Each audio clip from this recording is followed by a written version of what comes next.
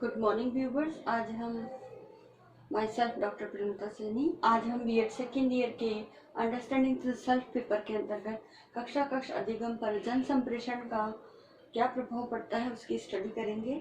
हम सभी जानते हैं कि वर्तमान समय में एक सूचना और संप्रेषण तकनीकी का युग है और इस सूचना और संप्रेषण तकनीकी के युग में आज जीवन के सभी क्षेत्रों में आईसीटी के संसाधनों का उपयोग किया जा रहा है। इससे शिक्षा का क्षेत्र भी वंचित नहीं है।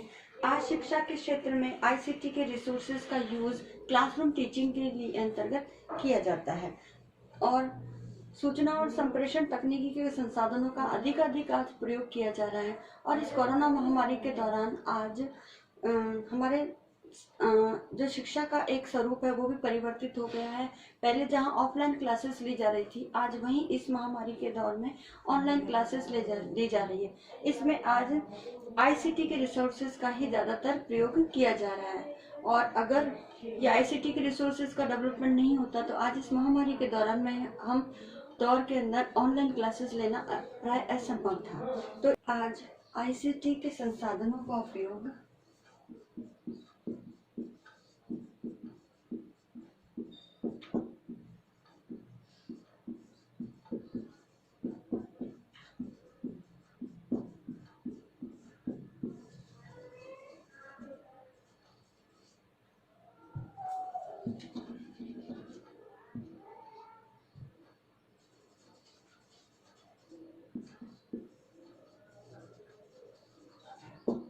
क्लासरूम टीचिंग के लिए अधिकाधिक मात्रा में किया जा रहा है। नई शिक्षा नीति 86 के अंतर्गत भी आईसीटी के संसाधनों का ज्यादा से ज्यादा कक्षा शिक्षण अधिगम प्रक्रिया में प्रयोग करने पर बल दिया गया।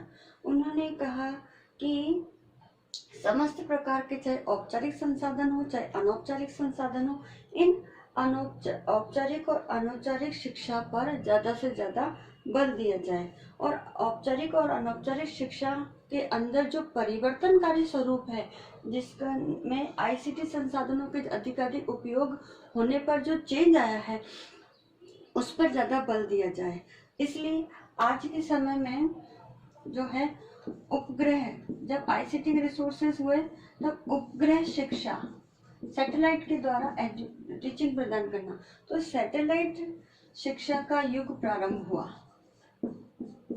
ठीक है, तो सैटेलाइट शिक्षा का युग प्रारंभ हुआ तब यूजीसी के माध्यम से अनेक स्थानों पर दूरस्थ शिक्षा के रूप में क्लासेस शुरू की गई जो विभिन्न बच्चों के विभिन्न स्तरों के अनुसार रही और बच्चों की व्यक्तिगत विभिन्नताओं पर आधारित करते हुए या ध्यान रखते हुए शिक्षण कार्य के वीडियोज हैं या तो वो अपलोड किए गए ऑनलाइन सैटेलाइट के माध्यम से।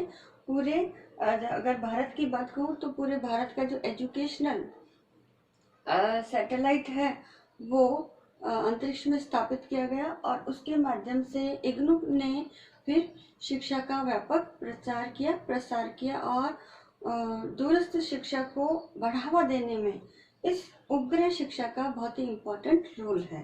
तो इस प्रकार शिक्षा की इस शिक्षण अधिगम प्रक्रिया में शिक्षा के अंतर्गत आईसीटी संसाधनों का बहुत ही ज्यादातर उपयोगी है, महत्वपूर्ण है और कंट्रीब्यूशन भी है शिक्षण अधिगम प्रक्रिया को प्रभावशाली बनाने में जो क्लासरूम टीचिंग के अंतर्गत की जाती है। इसमें नई शिक्षा नीति के संदर्भ में अगर बात करें तो सबसे पहले जो हमारा आयोग स्थापित हुआ, माध्यमिक शिक्षा आयोग, जो मुदालियर आयोग के नाम से भी जाना जाता है, 1952-54 में इसका एक तरह से स्टैब्लिश हुआ और इसके जो मुदालियर अध्यक्ष बने मुदालियर महोदय जी, और उन्होंने जो रिकमेंडेशन दी, उन्होंने कहा कि जैसे दूसरे देशों के अंदर आईसीटी संसाधनों का उपयोग किया जाता है वैसे ही भारत के अंदर भी भारत की शिक्षण प्रक्रिया में क्लासरूम के अंदर आईसीटी संसाधनों का प्रयोग किया जाए। तो ये आईसीटी संसाधनों का प्रयोग करना अपने आप में एक नवीन विधि है और इस नवीन विधि के अंतर्गत हम आईसीटी संसाधनों में फिल्म प्रोजेक्टर है, रेडियो है, फिल्म स्ट्रिप्स है, एपिडाइस्कोप है, इनका प्रयोग करें और इन्होंने ज़्यादा से ज़्यादा ये जो आईसीटी के संसाधन हैं इनका उपयोग करने पर बल दिया। इसी प्रकार जो नेक्स्ट कमीशन हमारा पहला कमीशन तो था माध्यमिक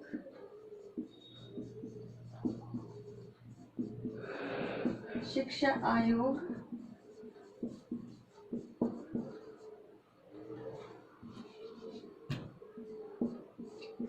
1952-54। नेक्स्ट जो कमीशन आया वो आया कोठारी कमीशन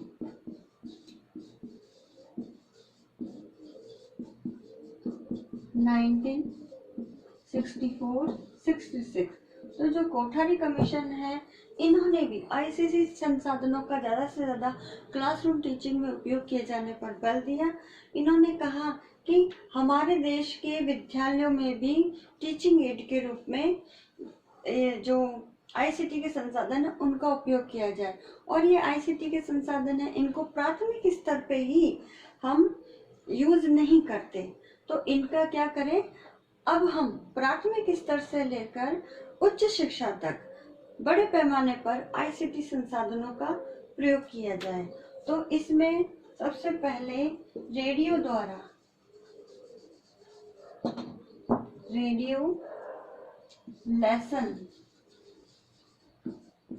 रेडियो लेसन का जो है शुरुआत की गई, जिसमें रेडियो पर छोटे छोटे लेसन्स बना करके जो करिकुलम पर आधारित हुआ करते थे उनका प्रसारण किया जाता था।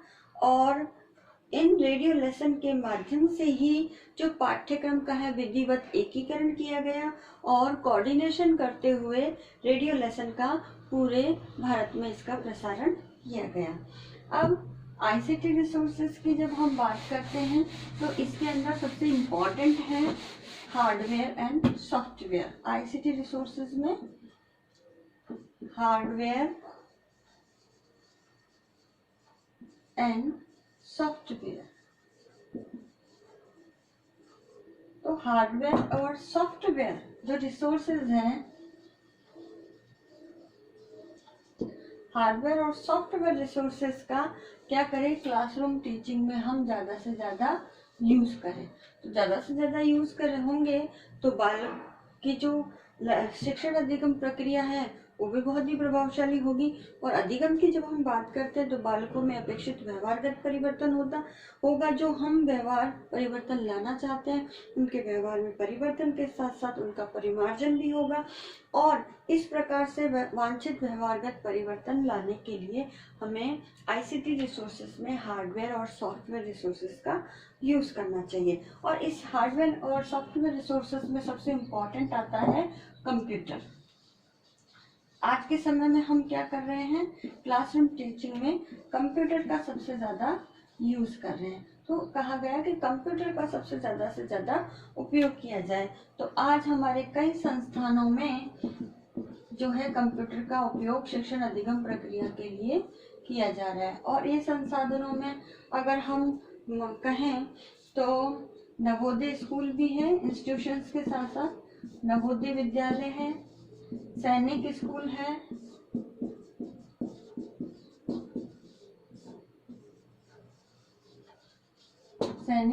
है, और केंद्रीय विद्यालय है। तो इस प्रकार से इन सभी विद्यालयों के अंदर आज कंप्यूटर का अधिकाधिक प्रयोग किया जा रहा है। इसके साथ ही स्मार्ट बोर्ड है उनका भी प्रयोग किया जा रहा है शिक्षण अधिगम प्रक्रिया को रुचिकर बनाने के लिए। और साथ ही आज हम देखते हैं कि आज हमारा जो देश है और आज हमारे जो कल्चर है उसमें उपयोगितावाद, भौतिकवाद और प्रतियोगी वातावरण हमारे सामने हमें दिखाई देता है। तो इस उपयोगितावाद, प्रतियोगितावाद और जो भौतिकवाद जो हमें आज दिखाई देता है हमारी अगर शिक्षा प्रणाली या शिक्षा जो क्षेत्र है उसको भी अगर ध्यान में रखें तो उसमें आईसीटी के संसाधनों का प्रवेश निरंतर बढ़ता जा रहा है। यानी अधिकाधिक हम जो आईसीटी के संसाधन हैं उनका ज़्यादा से ज़्यादा उपयोग करते हैं। तो इसके अंदर आज हम टेली कॉन्फ्रेंसिंग,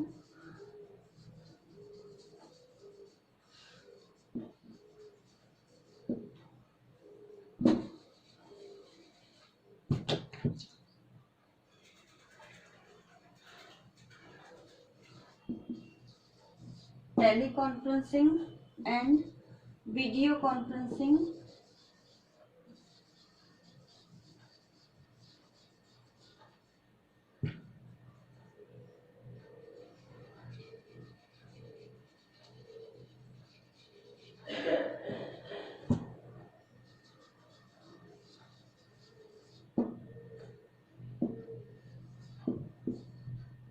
एंड अन्य कई संसाधनों का आज हम प्रयोग कर रहे हैं। तो इसका ये परिणाम हुआ कि आज जितने भी स्कूल्स हैं या इंस्टीट्यूशंस हैं, इनके अंदर आज हम प्रवेश प्रक्रिया की बात करें, पाठ्यक्रम की बात करें, विज्ञप्ति जब इनके एडमिशन्स होते हैं तो उसके लिए विज्ञप्ति निकलती है, या न्यू टीचर्स अपॉइंट होते हैं उनके लिए एक तरह से न्यू एड निकलता है, न्यूज़पेपर या अन्य व्हाट्सएप वगैरह जो ऐप वगैरह बने हुए हैं। साथ ही जो हमारा परीक्षा का परिणाम निकलता है, एडमिट कार्ड निकलते हैं, जो सभी कार्य है उसमें कंप्यूटर और इंटरनेट, ये सब आईसीटी के रिसोर्सेज है, इनका उपयोग ज़्यादा से ज़्यादा किया जा रहा है।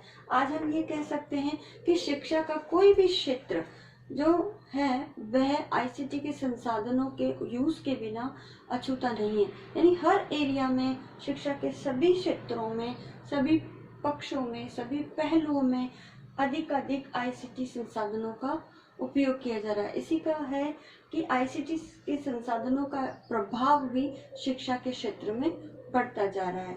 आज हम बिना आईसीटी के संसाधनों के बिना शिक्षा की आज हम एक कल्पना भी नहीं कर सकते। और इस महामारी के दौरान में तो आज आईसीटी के संसाधन ही स्टूडेंट और शिक्षक को एक जोड़ने का जरिया है।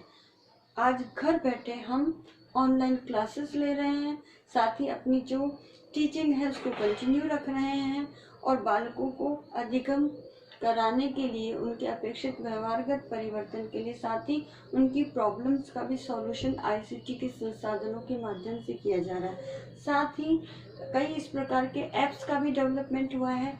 वह ऐप भी कंप्यूटर और स्मार्टफोन और इंटरनेट कनेक्टिविटी के माध्यम से ही एप्लीकेशन में आते हैं, और उन ऐप के माध्यम से हम ऑनलाइन क्लासेस ले सकते हैं, जैसे जूम है, गूगल मीट है, एक्सेट्रा एक्सेट्रा। तो आज हम कह सकते हैं कि आईसीटी के संसाधनों का जो है बड़े पैमाने पर हम न केवल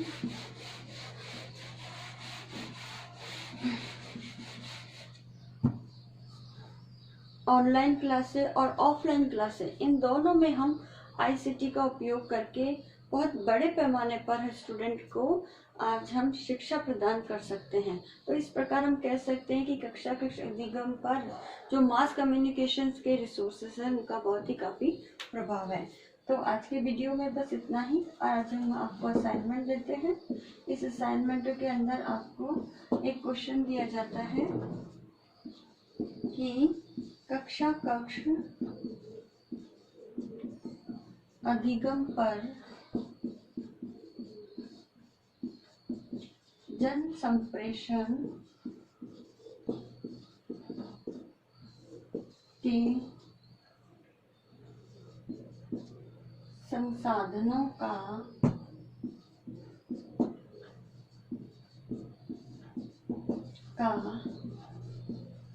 प्रभाव बताइए।